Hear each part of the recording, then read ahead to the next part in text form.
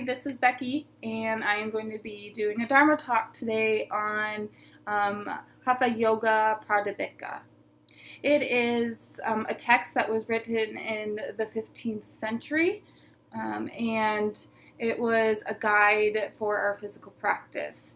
It is one of the oldest texts on on Hatha Yoga, and there are 4 main chapters in the Hatha Yoga Pradipika. The first chapter describes the asanas, and there are 15 asanas highlighted in this chapter. Most of them are seated meditation poses, but the rest of the poses highlighted help or are designed to channel the energy in our body to reach enlightenment. The asanas also is a cleansing measure for the physical body.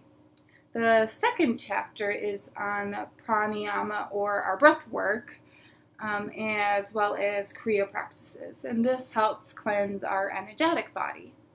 The third chapter is on mudras and bandha. So mudras are seals that are often hand gestures that help contain the energy and then redirect it throughout the body. Well, as the bandha is defined as to hold, to lock, or to tighten.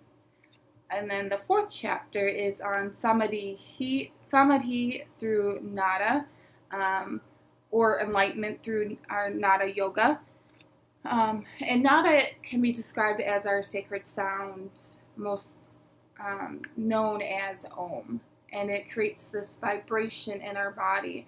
So nada yoga is a yoga of our deep inner understanding of ourself through connecting to that subtle vibration, that inner force. So Hatha Yoga Hatha Yoga is a practice that uses our physical body to help us reach enlightenment a lot quicker. So is that physical force. And before Hatha Yoga, what was very common was meditation practices to reach enlightenment. So Hatha Yoga was created to reach that enlightenment stage a lot faster. Hatha Yoga today is a lot more of a gentle practice, but it wasn't always like that. Hatha Yoga can actually be translated into forceful yoga. And yogis prior or way back then used to use oftentimes severe self-discipline or forceful means to reach or to get past worldly attachments to accelerate the process of enlightenment. So an example of this process would be that they would hold up their arm like this for a length of time or forever, and oftentimes fingernails would grow over or curl under because they were holding that process for so long. And this was a way for them to reach enlightenment.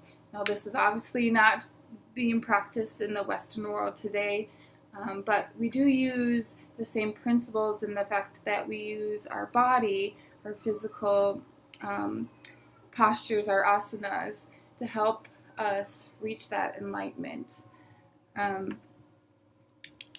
And, we also use the meditation process as well to reach that. So I hope you learned a little bit today, and thank you so much for listening. Namaste.